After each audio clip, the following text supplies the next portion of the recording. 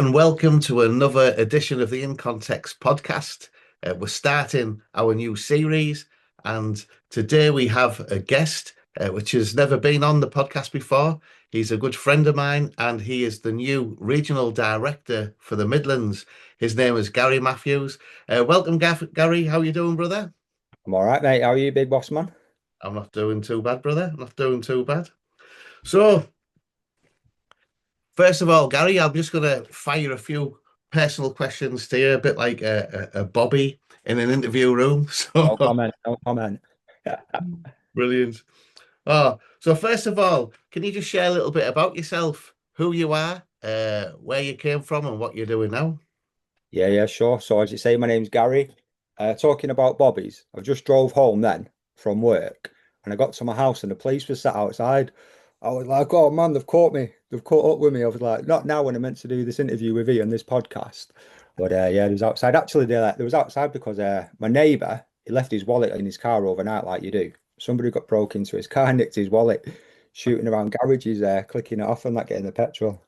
Don't leave wallets in cars, innit?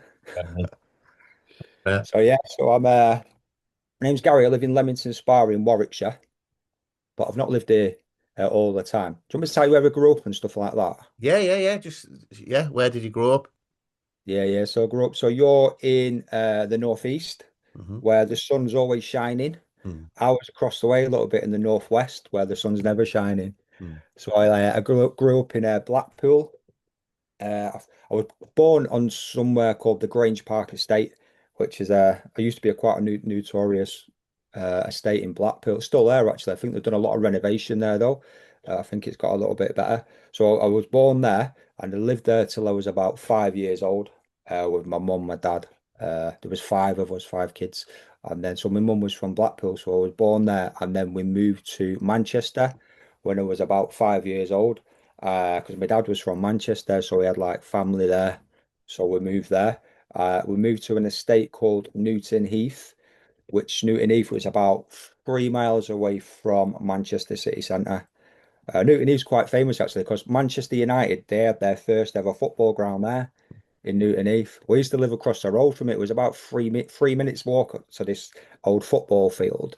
And we used to nick motorbikes and drive them around this field. That was like a field to drive nick motorbikes on. And yeah, so that was so we lived in Newton Heath, big council estate, big mixture of working class and benefit class. Uh, so I lived there until I was maybe about 10 years old. So for about 5 years. And then we moved back to Blackpool.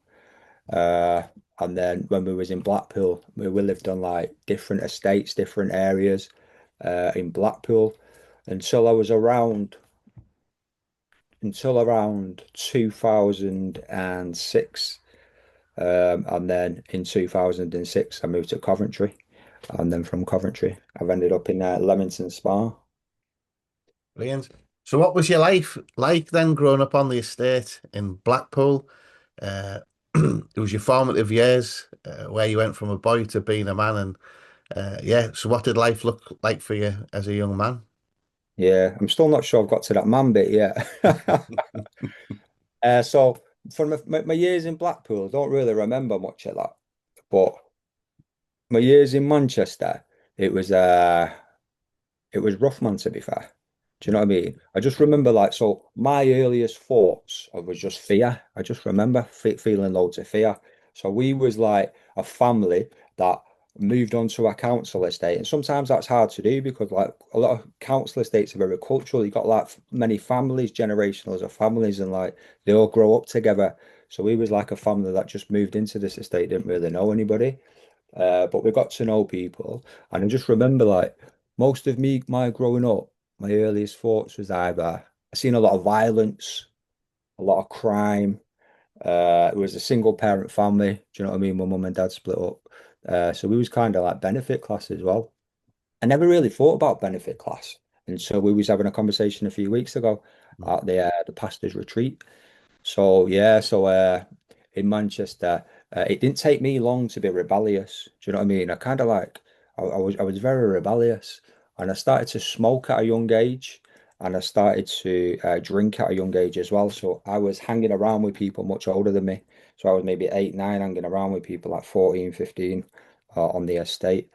And yeah, I had all this thing of fear. And I remember my first drink that I ever had, it took this fear away. I was really poorly off it, but it took this fear away, to be fair. And then after that, I just like 9 years old, you know what I mean? It was just crazy.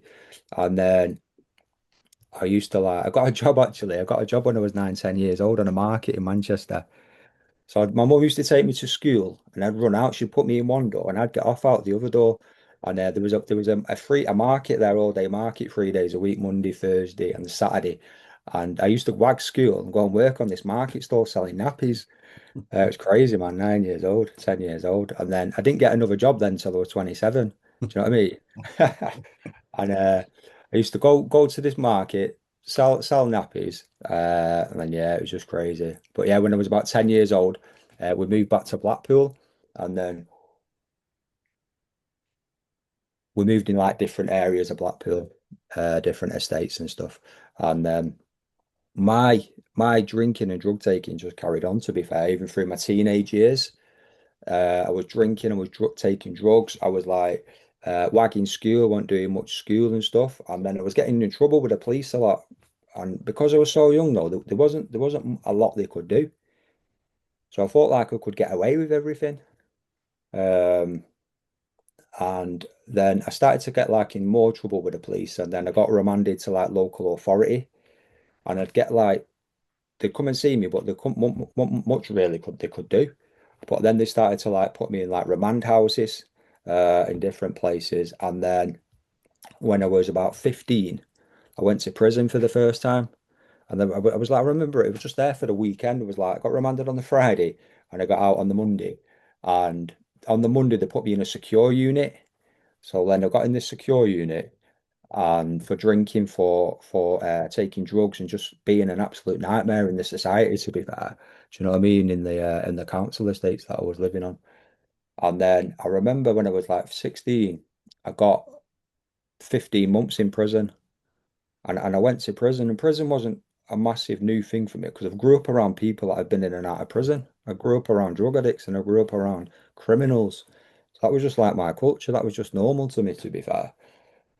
And then I got to prison when I was 16. And I remember on the way, I was crying my eyes out. I was like, I don't really want to go. I want to go home. And then I got there, and then the first few weeks was really difficult. But then I got into the routine of it. And I felt safe in prison, which is quite sad to be fair. But I felt safe in prison. And then I got out of prison, and prison didn't change me. It didn't rehabilitate me. It didn't deter me or anything. And I got out of prison, and then I went back in prison, and I got out of prison, and I went back in prison, and then that was my whole lifestyle for many years. Do you know what I mean? With my family as well, with a lot of my friends, and then the areas where I lived, there wasn't so much opportunity there for us. To be fair, there was no gospel. I didn't hear the gospel. I didn't hear about Jesus. I'd been to church when I was in prison just to get out of my prison cell, and then I'd been to like I was like. I was just like doing some silly things, man. Once I set a church on fire, do you know what I mean? Mm. Like all in vain. And I used to nick lead off church roofs, take it to the scrapyard. It was like it was just really stupid. To be fair, I was like my drinking was just really out of control, and I'd be very violent when I was drunk. Without a drink, I'd be like quiet as a mouse. But got a drink in me, and I was like very violent, and I'd be like causing people a lot of pain, a lot of fear. Um, and then a lot of violence, yeah. And then back to myself as well. So I had a few kick-ins as well. I used to like get drunk, and then I'd like to fight when he had a drink, but I'd always get battered. I wouldn't win the fight, so I'd always get battered. Uh, yeah, and then that was just a cycle of life, to be fair. On the estate where I live, like it'd just be drinking, drug taking, sex. That was just the whole lifestyle. Like you just that was all there was to do, to be fair. Um, and then I tried a few times to change. I tried a few times to like stop drinking and move to different areas, tried to move away to stay with my dad, and I just done it again. It took me with me. What was the motivation for that? had you become dissatisfied with the life, with fed up with being in prison, or what do you think was it that stirred in your desire to change and have a different life? I think it was like sometimes because I just go crazy and I do something really bad, and I was remorseful for what I'd done at that time. Mm, Um, I was sorrowful, but well, it wasn't enough to change me because I'd stopped drinking and I stopped taking just for a few weeks, and then I'd do it again. There was like just something in me that drove me to just do it. I couldn't not do it. Do you know what I mean? And then I tried to like, I thought I do want to change your life, or I want to change this area and this area in my life, but I don't want to change that area. mm, A bit if I could just like drink with all the without all the chaos, without all the madness, then that'd be great. So like instead of drinking vodka, I'd try and drink just lager. And then I go crazy off the lager. And I'm not going to drink lager because they go crazy off that. I'm going to try cider. Do you know what I mean? So I was just like, whatever I tried, I went mad. And same with the drugs. So like the drugs, I wasn't like a heroin addict or a crack addict. I was a drug addict. Whatever drug I could get hold of, I'd take. And yeah, and then I come to a point of just thinking that this is my life. Do you know what I mean? And I was like, I tried to take my life, and like I tried to commit suicide. I don't know if I wanted to kill myself or if it was just like remorseful for stuff that I'd done, and it was a cry of help. Do you know what I mean? But it was just depression. Um, yeah, it was just mental to be fair. Uh, and I could have died many times. I had drug overdoses. I had some like serious scraps. Yeah. And then, to be honest with you, prison saved my life on many occasions. So it'd be going crazy on the out, and then prison. I'd go to prison, and then I'd get all right in prison. mm, Sometimes I'd take drugs in prison, but then I'd get out, and it'd be a little bit calmer. But then it'd build up again, like a little volcano. Do you know what I mean? A few little ripples at the bottom, and then it would just explode. And then in 2006, I I got myself arrested on purpose to go to prison. Um, and then I went to prison. And then when I was in prison, I started to work with a drug worker and an alcohol worker. Not really thinking, oh, what I stopped taking drugs. I don't even know really why I wanted to work with them, but understanding God now and Christianity, I believe that God put them in my path. mm, Because I feel like that time of my life, if I would have gone back to my hometown, I'd either now be dead or I would have been lifed off. That's just the way it was going. Do you know what I mean? It was like family feuds, warfares, and all that. It was chaotic to be fair. And I went to prison in 2006, and I started to see this drug worker, and she said, "Do you want to go to rehab?" And I was like, "I want to go to rehab. I'll go." And then so I had a choice of going to a rehab in Coventry or in Manchester. And I thought, I don't want to go to Manchester. Send me to Coventry. And my whole mindset was like, I'm not going to go to rehab. I'm not stopping drinking and stopping taking drugs. That's just my life now. Do you know what I mean? mm, When you're in that prison, in that cycle, it's just the same people doing the same things over and over again. And I thought that's just my lifestyle now. So I've gone to prison and I've done it. And I've gone to rehab in 2007 in Coventry. And this rehab was, I just thought I'd get to rehab, I'd get a flat, I'd get away from my hometown and I'll be all right.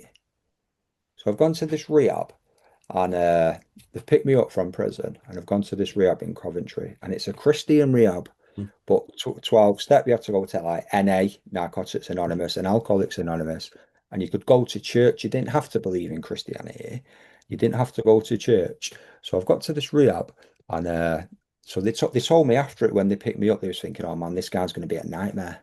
Do you know what I mean? So they told me later on, this man, how we're going to cope with him. I was a bit crazy, man. I like, and then I've gone to the rehab, and it was the rehab was just crazy to be fair. Most of the guys in there was taking drugs. They was taking drugs, like they were sleeping with the staff. They was like going out, so the night staff was women were sleeping with one of the lads. They'd go out on a Friday night clubbing with the residents, you know what I mean? Like this is a place to like help you try and get sober and clean. It's crazy, isn't it? yeah. So I'm in this rehab and like I'm the only guy there that was not taking any drugs. So I was giving them my weed for the weed test. And I'm the one that they was thinking is going to be the hardest work. I was the easiest one there. So I've gone through this rehab and I was kind of listening but not listening to him. And I'd done an alpha course and I went to a few church events with him. And like this pastor used to come in, so they had a few Christian workers and he was telling me about this man, oh, Jesus died for you on the cross and that Christianity is true. And like your problem isn't addiction and your problem isn't drinking, your problem's sin. Like you're sin and you need to repent and turn to Jesus. And I'm like, mate, you're crazy. What you on about? Do you know what I mean? I was not interested. So I've left this rehab. The rehab closed actually, and then I got a shared house with this guy from the rehab in a council estate in Coventry. And then when I left the rehab, I just went bang on it again. I was just like bang on the drugs again. I started smoking crack cocaine, drinking cans of Tennant Super, back on the vodka, and like taking drugs like Subutex, what's it like people take in prison. It was like crazy. Do you know what I mean? And then. But I remembered then, like my life just spiraled out of control again. And I kind of remember what they said to me in the rehab about this man called Jesus. They said something like that. Those that call upon the name of the Lord shall be saved. So I cried out. I was like, God, Jesus, if you are real, please do something. I'm so sorry. I can't live like this anymore. I can't change me. Nothing happened.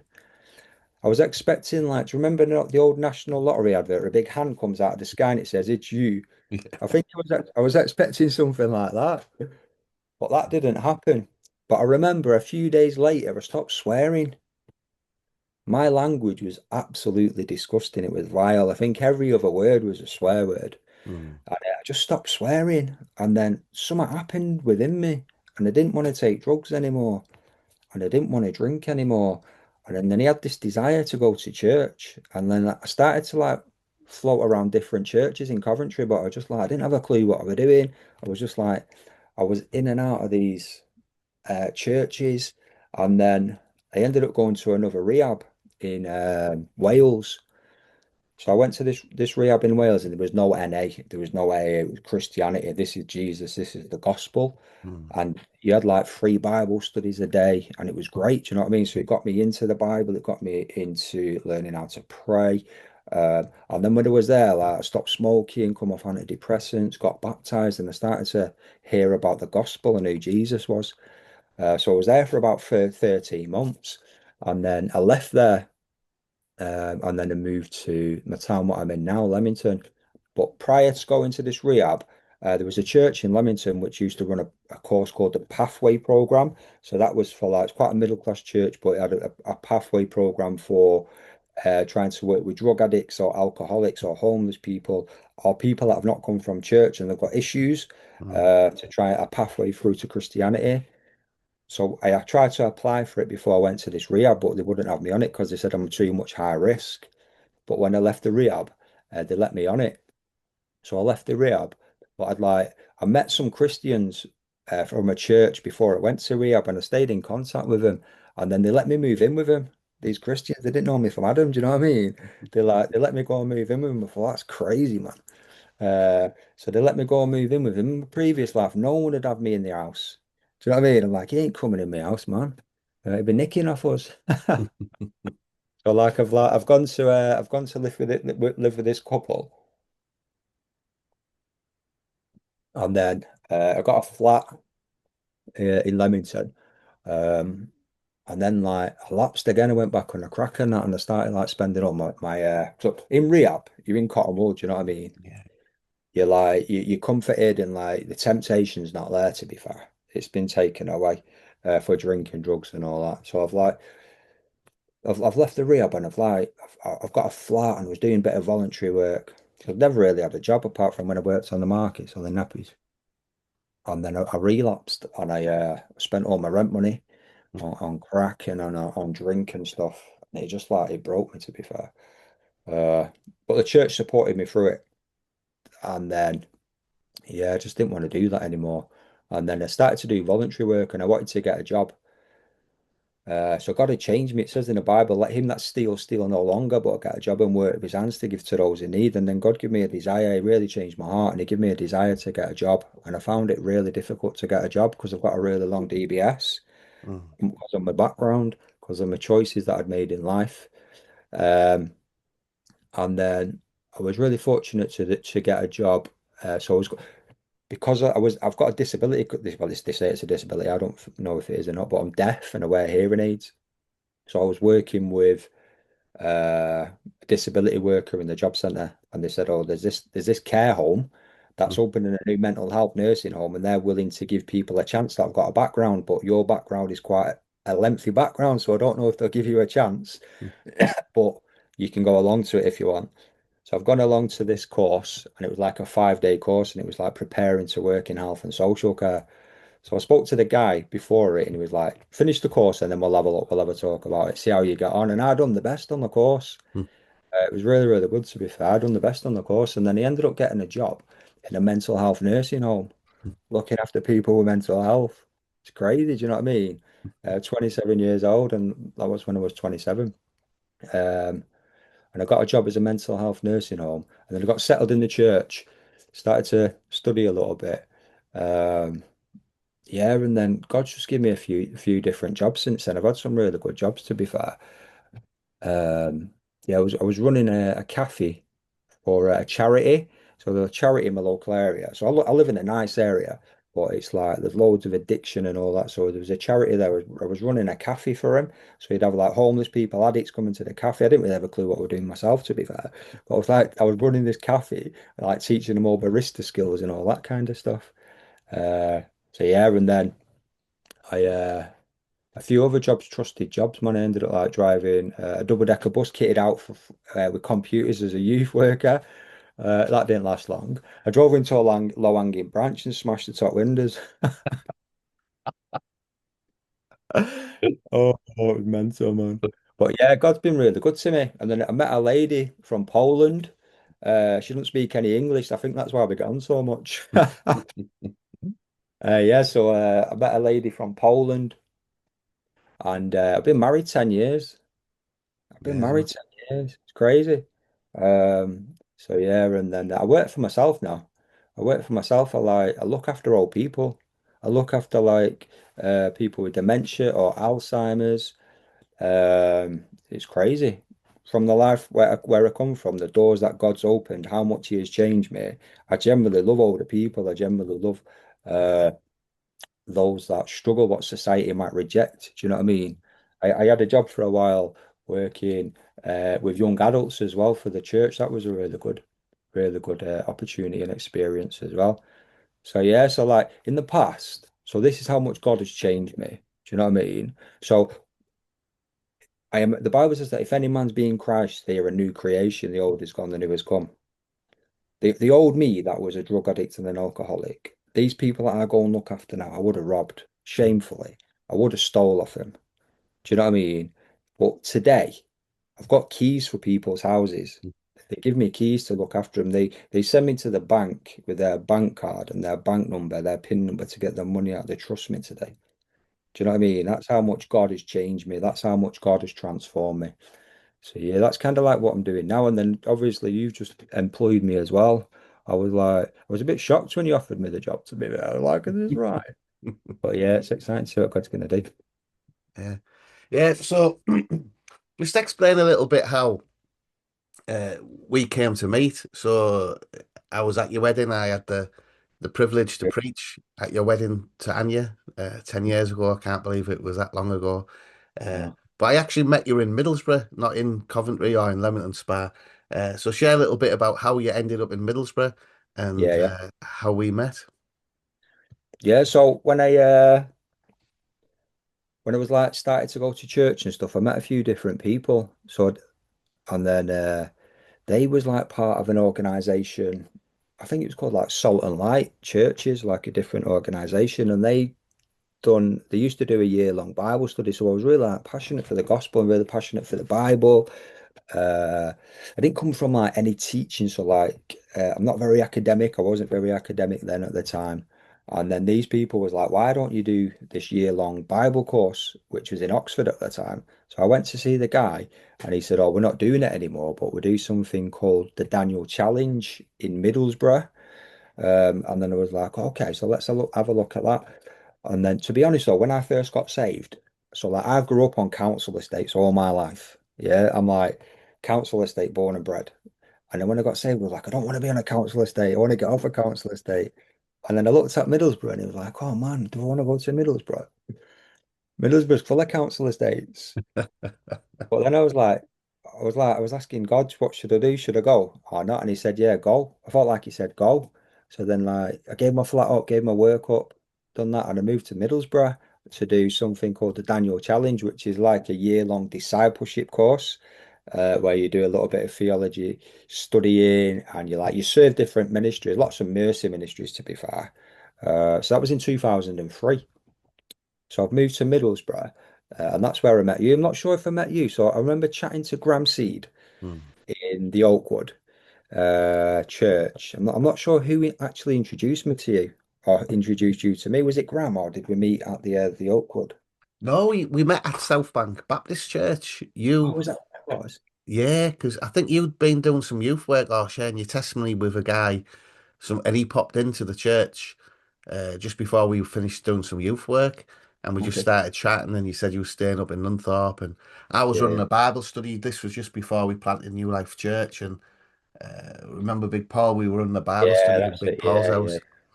Yeah, and then we just started hanging out and uh, going to out for meals. You'd come along to the Bible study and things like that. Yeah, and Yeah. I tried to get you to stay in Middlesbrough, but you weren't having any of it.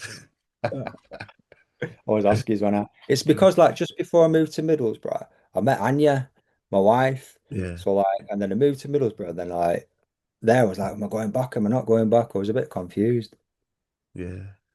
But yeah, it's good that we Yeah, I, stayed. I remember actually we went to Stewart's Park. We were walking the dog and you were chatting about do you go back and what have you. And yeah, you were like talking about how it was serious and if you go back, do you get married? And yeah, it was poor And on you. yeah, yeah, I know, mate. I know. And then like you come to preach at my wedding, which is really good. We watched a video of it, so it's like been just not long ago, been 10 years. So we watched the video again. Yeah, it was good, man. It was like the Eurovision Song It was. contest. I remember preaching and then you having to translate it for a family back home in Poland. That Yeah, was pretty yeah, yeah, unique. yeah. It was pretty cool, man. It was Uh, really interesting. Like, so there was a girl that got saved on that day. yeah. So like Well, yeah, she got saved and she's still going strong now. She's just sent us a wedding invitation actually. oh, awesome. She got saved that day. She preaching, mate. Yeah. Yeah. Yeah. Don't see anyone get saved in Middlesbrough, just in Leamington. Oh, Oh, class. man.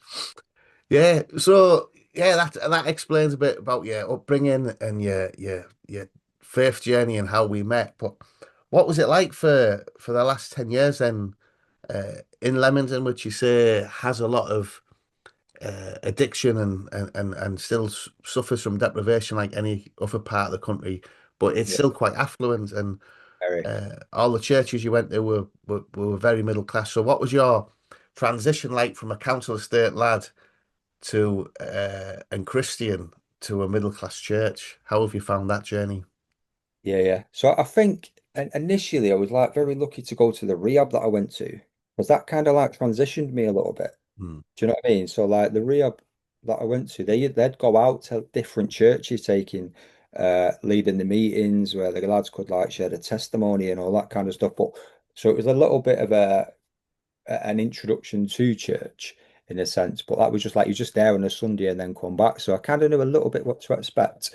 And then the church that I ended up going to for quite a while, it was a middle class church, but they tried to reach out to the working class. You had quite a few working class people there. Hmm. But there was quite a few culture shocks and a few things that I struggled with at first, to be fair. So just like uh, the dress code, do you know what I mean?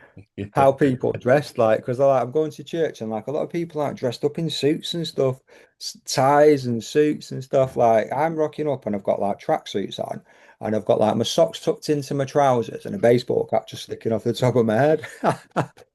So I'm a bit like the only people from my culture that wore suits were like CID or my solicitor. Yeah. So like that was a bit of a culture shock.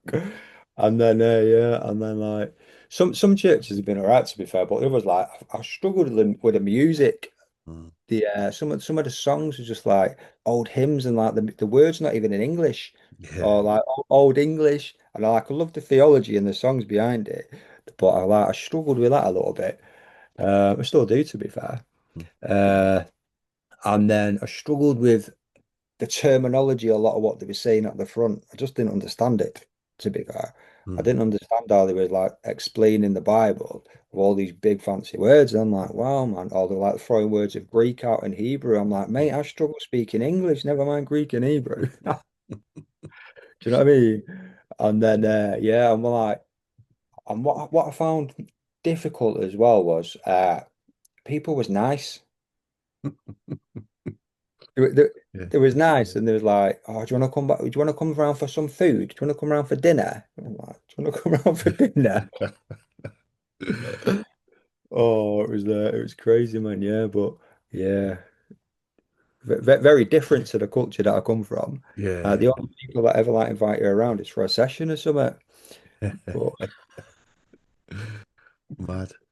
Oh, yeah. So obviously you've come in from a different culture, and for me, I had like it was like two layers of struggles when I became a Christian. There was many of the things that you said, so I felt there was like stumbling blocks from the middle class church. The middle class culture would present stumbling blocks for me, whether that was the dress code or the way people spoke and yeah, things like that. But I also brought plenty of stumbling blocks for myself coming yeah, from yeah, a working class culture.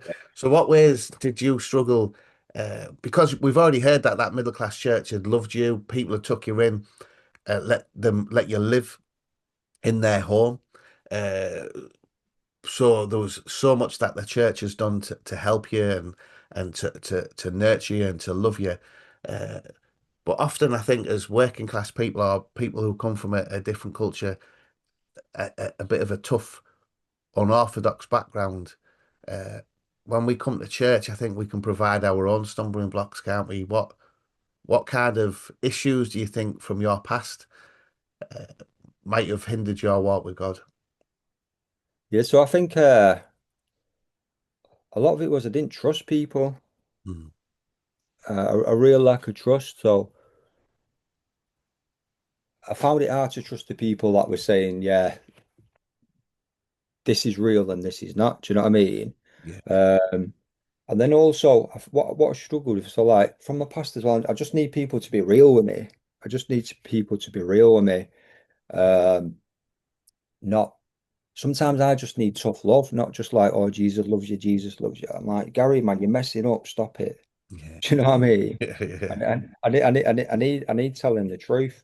Um, Other stumbling blocks was just like, especially when I first started going to church and stuff after like leaving the rehab, I was just like, I was really unreliable. I was really unreliable. I wouldn't show up. I wouldn't turn up to meetings. I was lazy. Um, yeah, it was just like I wasn't. I couldn't be trusted to do what I said I was going to do. mm, I wasn't reliable. I wasn't reliable. Um, and then I'd hinder myself through my choices, my actions. You know what I mean? So like not taking drugs, not drinking, but I'd sit up all night watching absolute rubbish. I yeah, would like stuff myself with like eating rubbish. Um, and then I wouldn't do the things that I meant to do. I had no self-control, I had no discipline. And then he had to really start to learn all that mm. self-control and discipline. And I thank God for that. So like, yeah, yeah, it's not been easy. It's not been easy at all.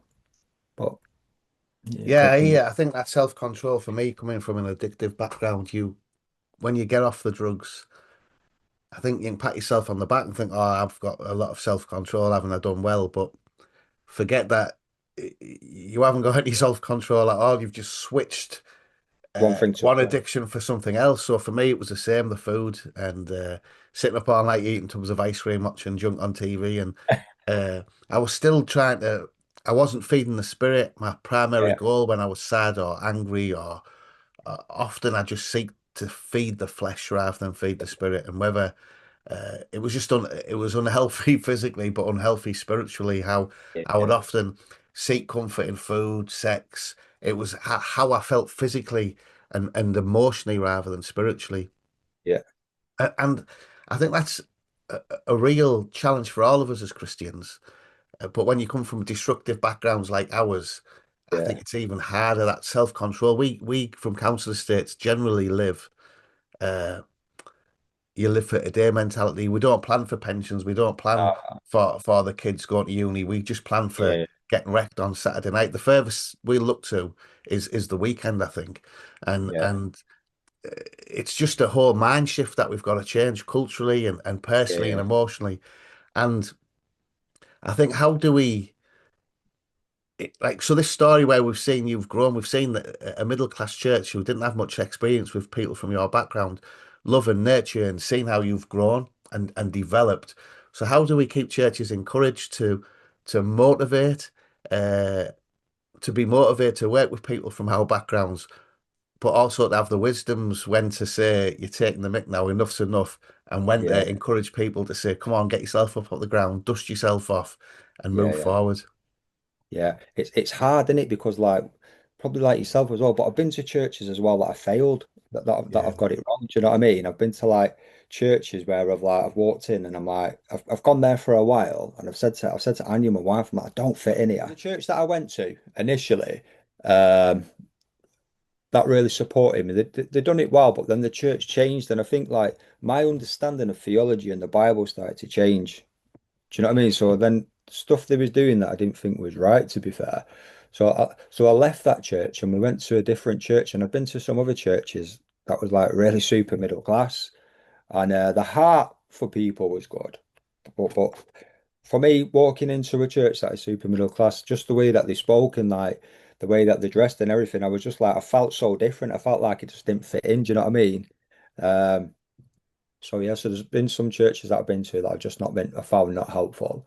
Uh, and I think working with people from our background, it's hard work.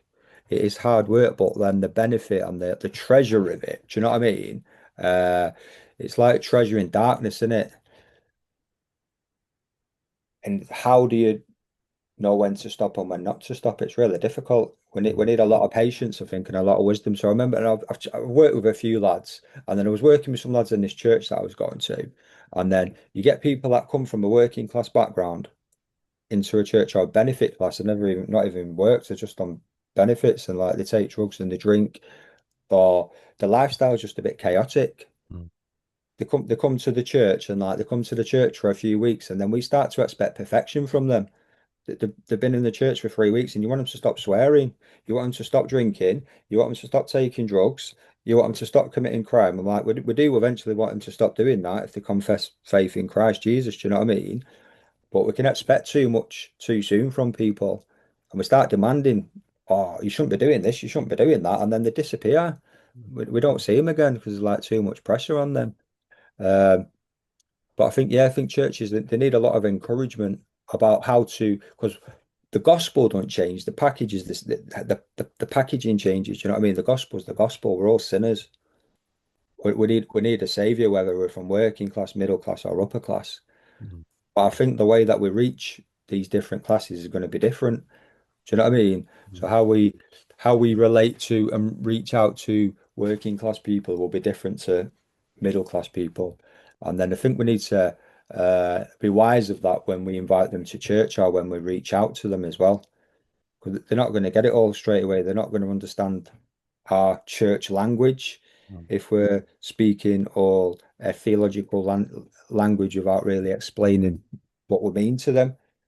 I think we can hinder the progress as well. We can hinder it by how we reach them, what we invite them to, what we do with them.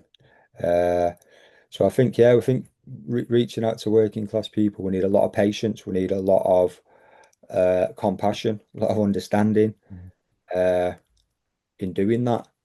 And I think when do we stop? When do we? So I've worked with quite a few guys, quite a few lads. Reach out to them, and like you need to be prepared to be let down.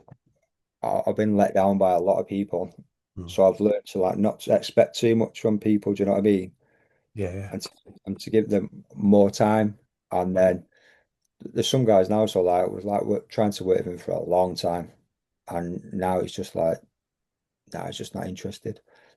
And then another guy I was working with, so I used to run this event where we'd like share testimonies and we'd share the gospel, and then we had a Facebook page, and then this lad read it. He was like a tough guy from Coventry in and out of prison, and then it related to my story. So like he started to come to this event, and then I started to meet up with him a little bit, done some shopping for him and all that, which I don't mind doing. But then he just like try and contacted me. I just wanted money, just wanted money, just wanted money. I was like, I just can't do that, mate.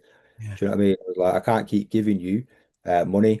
And then he had to like say nah to him. And it's like it's individual as well. So not everybody's going to be the same. So like there might be a line for this person, but a line might be different for somebody else.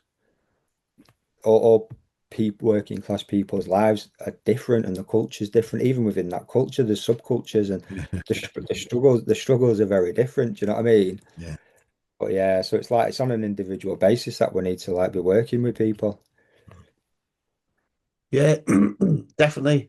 Like you say, even within the same family, that people getting saved of different issues, different desires, different temptations. It's Yeah, yeah. There's no one size fits all, is there? I think, like you say, that compassion and wisdom and patience is needed, yeah, and decisions need to be made and tailored to a person rather than a yeah, particular culture, doesn't it? yeah, definitely. And I think that's what's good about Medhurst Ministries, isn't it? So like, there's a lot of people out there that want to work and reach out and share the gospel with working class people, with council estates. Uh, I was actually listening to one of your podcasts with Mes McConnell. It was Right. really interesting, isn't it? Yeah. So like 20 Schemes does the same, doesn't it?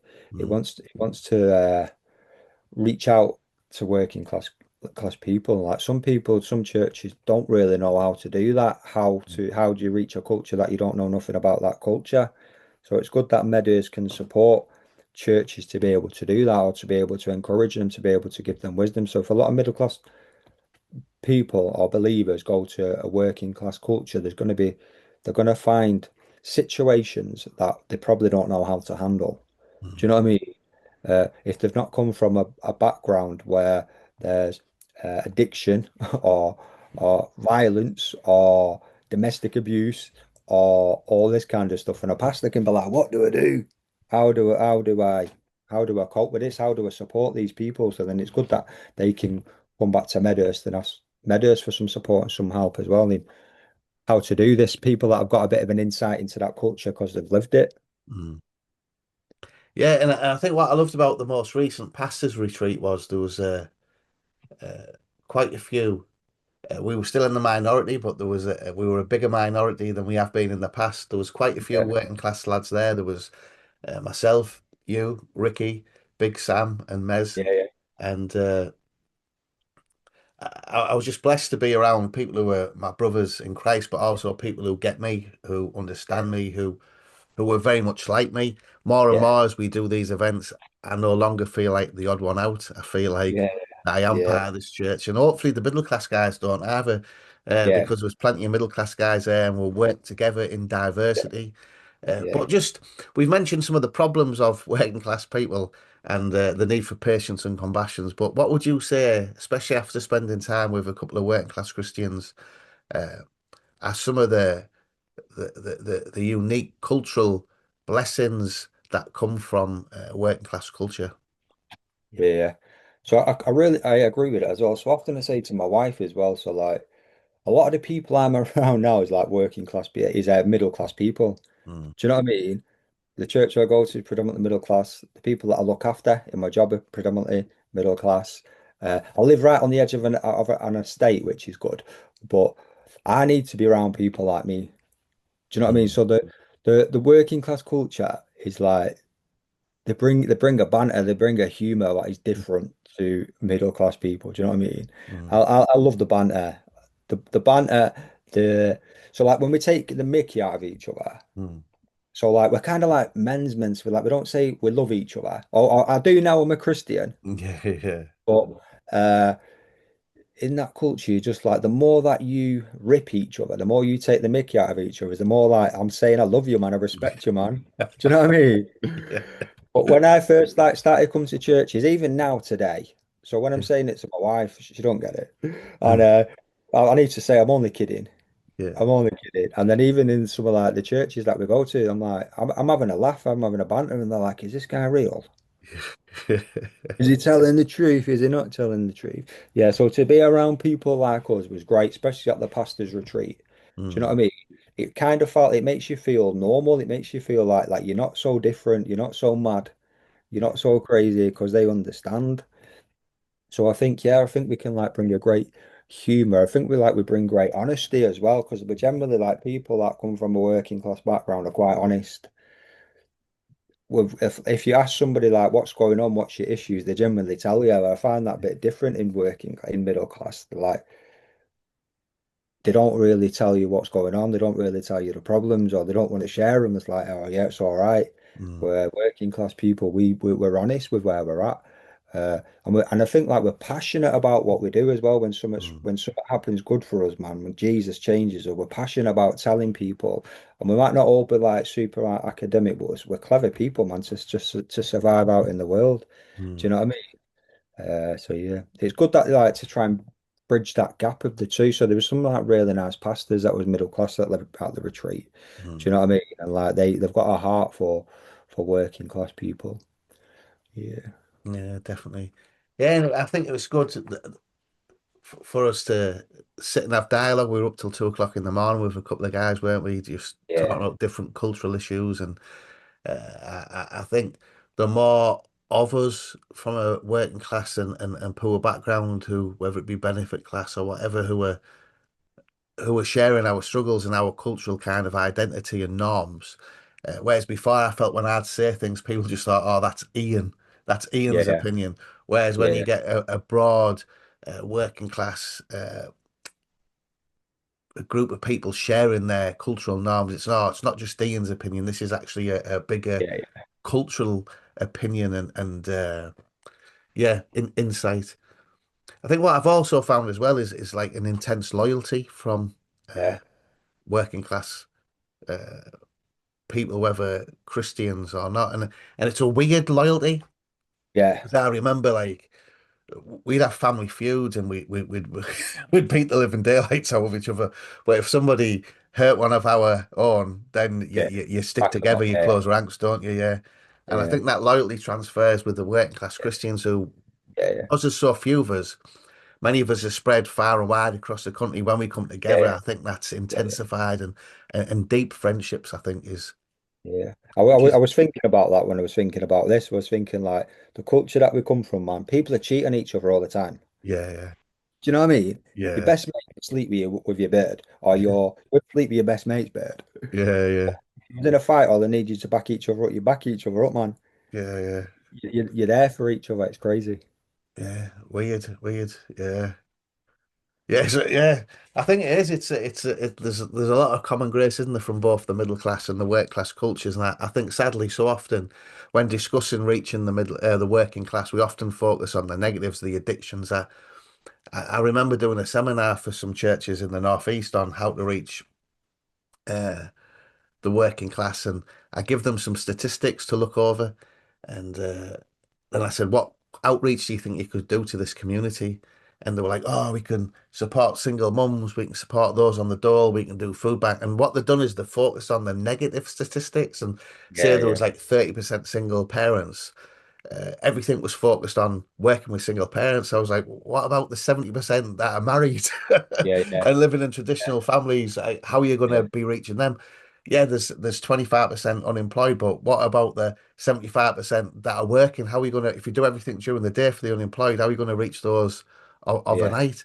So again, so often when we're focused on reaching a culture, we can uh, again be have our blind spots where, and again, it's coming from a good heart because a lot of people want to help those less fortunate themselves. So having a food bank isn't in and of itself a negative thing, yeah, but you're only reaching a tiny proportion of that community. So for me, where we live in Middlesbrough, because the majority of the church's outreach is focused on the poor and the addicts, the general working class guy doesn't think the church is missed for out. them.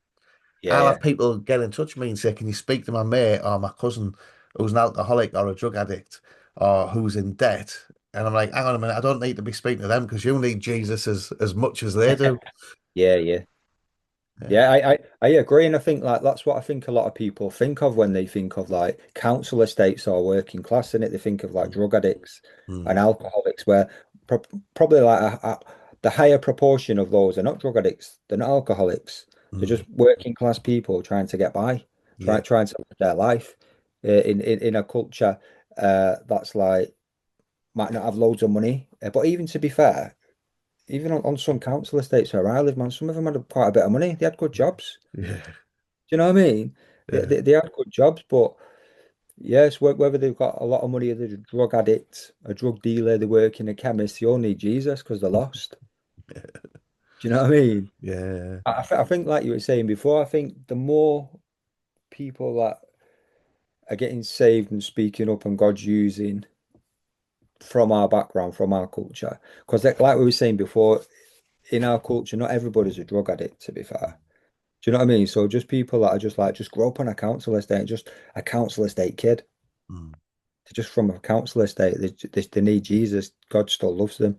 Yeah. And then the more of us that are being uh used by God to, I think like you was the podcast that I was listening to you and Mez, you was like sometimes you've had to shout about getting funding as well to work on council estates to work with these things because funding used to be quite difficult.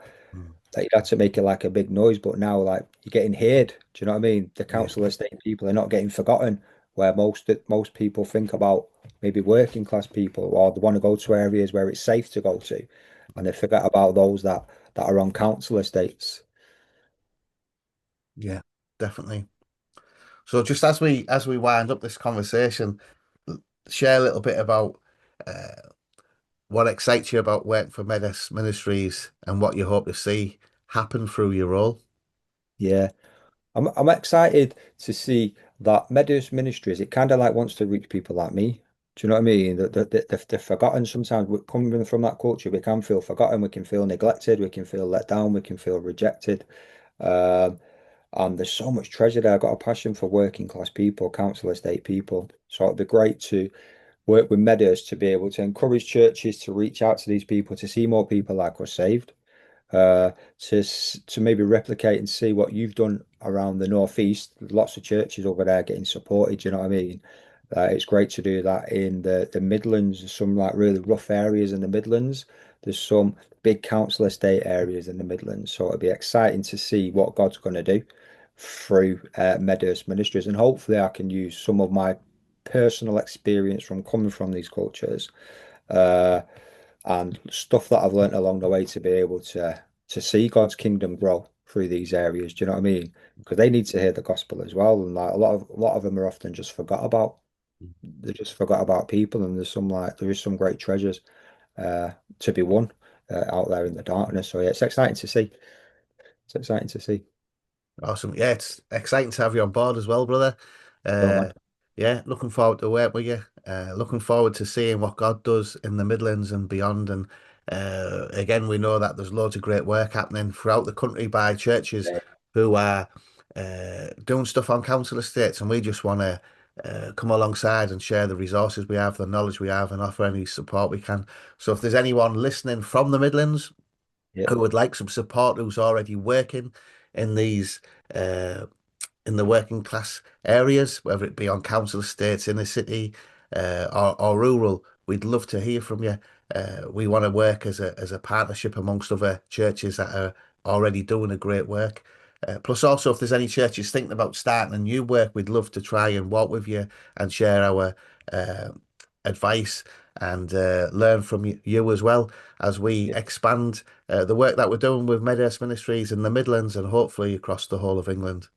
Oh, Gary, it's been wonderful. Uh, I'm sure we'll be chatting again soon about the work Cheers, that mate. we're doing with Medhurst Ministries. But till then, thanks very much, and I'll speak to you soon, brother. God bless. Cheers, mate. God bless, mate. Bye bye. Bye bye.